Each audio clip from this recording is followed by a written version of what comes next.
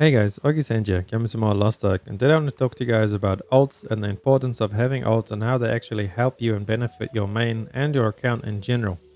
So for starters, you can use your alts to funnel materials to your main to push it further up into the tier much faster.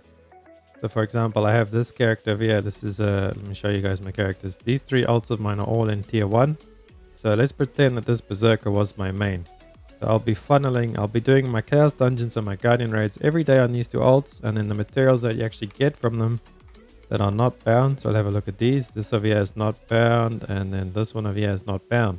You can actually transfer those to your main. So you go to any bank, or if you hold control and then right click on your pet, you click pet functions and it brings up your bank.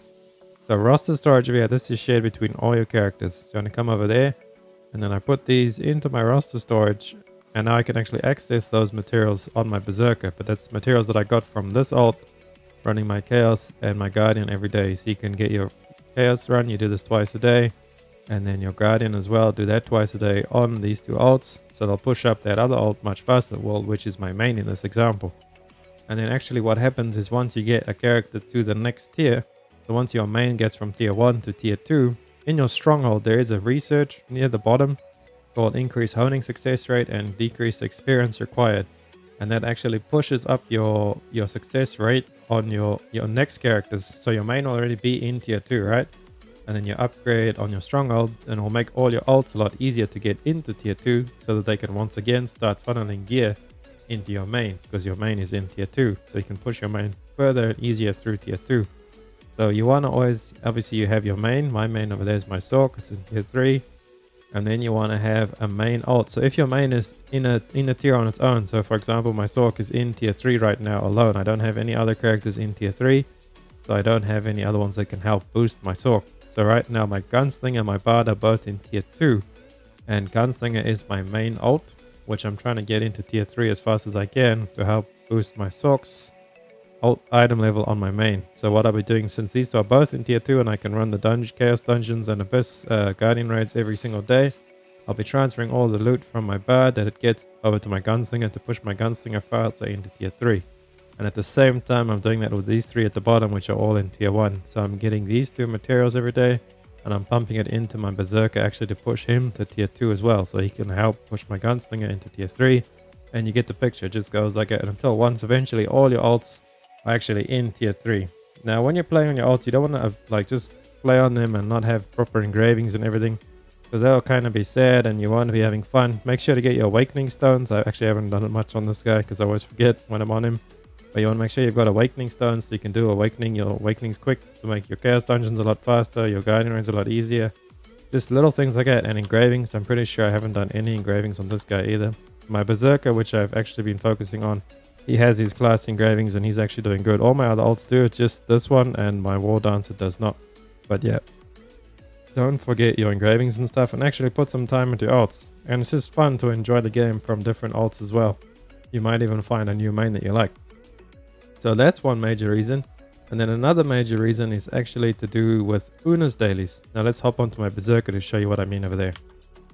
Okay, so on my Berserker now for the Una's dailies. So I have my Berserker logged out where it needs to be. Actually, I have a Bifrost set here, so when I run my Chaos Dungeons and stuff back in Vern, doesn't really matter because I just use a Bifrost. I have my Bifrost set up for Una's daily specifically. So I start off on Lopang Island and pick up all the dailies over here to turn in over there in North Vern and then in Chewshire. And then Lullaby Island I have set now as an example for you guys as well, to actually have your alts set up for gathering, because Lullaby Island is very easy to go gather. So you can go there every day and just go gather a bunch of stuff on your alt. And Zerkers run a lot faster, so you know you got a really speedy gathering alt. But anyway, let's see for the Una's dailies. Now Una's dailies, you want to do all of these on your main, the ones that give you leap stones. I made a video recently on my channel with Una's dailies. Go have a look at that. It's really informative. Shows you all of the best ones that I think you should do. But yeah, for your main, you always want to be focusing on leap stones. And then as well, for your main alt, so to say, you want to also focus on getting leap stones as your rewards, just to push you through a lot faster. And then you have a few other alts set up for just reputation gains. For example, I have some set up at Black Fang Island for the best control one with Black Fang rep. Just a bunch of rep stuff. Go watch the Una's video. It's really informative about all of that stuff. So that's another really good example is, yeah, I have my, so actually this one I do over here. Where is it? We come over to Lopang Island and then I actually do these 3 at the bottom because they give the most silver. So these are set up for my silver dailies. I do this one, and this one. So I pick all 3 up and all 3 of them are right here where my Bifrost is set. And then I actually have the return of the Bifrost set to a specific spot. And that's a little bit of banding there. So we come on over, just run faster. Well, I have a Zerker ult to run everywhere and do it faster. See, that's another useful thing. So you can pick up these and you just do those, and it makes it a lot easier to get your weekly cap for your Unas as well. So you can get the gold because you need 70 points and you only get, I think it's 2 points per daily. So doing it on your main alone is going to take it a whole week. But if I do it on all my ults, I'm normally done within the first three days or so of the week picking over. But yeah, slow and steady wins the race in Lost Ark. Don't forget that. So that's another good reason, is to have these set up on your ult. So I'll actually come on over and I'll show you for Northburn. I just click move on the Bifrost. I'm literally right outside where the turn is. So that's how I get a bunch of silver as well. So my ults, I'm using them to get silver. I'm using them to get materials for my main, to push my main further up. And then also once they get to the same tier as my main, and my main doesn't really need much help from them anymore, then I'll be using all of them. I'll park them at specific points. Be using them all to make gold actually, because the gold benefits my whole account. And a really good point for when you start out your ults, actually have them all at 340, which is the very first abyss raid, abyss dungeon. And then after that one, you actually want to have them, I think 460 is the next one in Rohandel. Once you actually hit 460 on your ult, I need to actually go do it on this guy because he hit 460 yesterday. But yeah, you want to park them at like 340 just while you're gearing up your main. So if your main is still in tier 1 and you don't want to use too much materials, you just only use the bound materials on them. But I would suggest, if you can, just boost them to 340 so you can actually run the abyss every week as well. And that's a weekly thing. You can only get it 6 characters. So if you have bought more character slots, you can't get the gold on more than 6 characters a week. So just keep that in mind if you do have a lot of ults. I would suggest a really good sweet spot for starting out, and that doesn't require too much time and effort extra on top of you, is to have 3 characters. So your main and then 2 ults. And that's a really good, and you get it for free, completely free as well, with the Vern Power Pass that you get for getting to level 50. And then another way I actually got all these other characters of mine up was doing the knowledge transfer. And I have a video of that up on my channel if you need some information on knowledge transferring. It's very easy, just done in your stronghold. You have a look at that. So main thing about having ults is you get the materials to boost your main faster into the new tiers.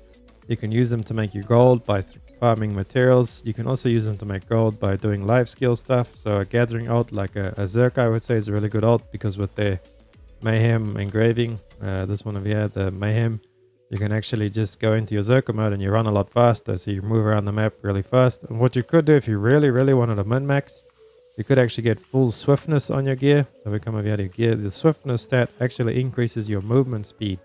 So if you really wanted to min-max a gathering ult, you make it a full swiftness ult. Or just have a separate gear set in your bag that's literally just used for movement speed. And you can actually save that over here on presets.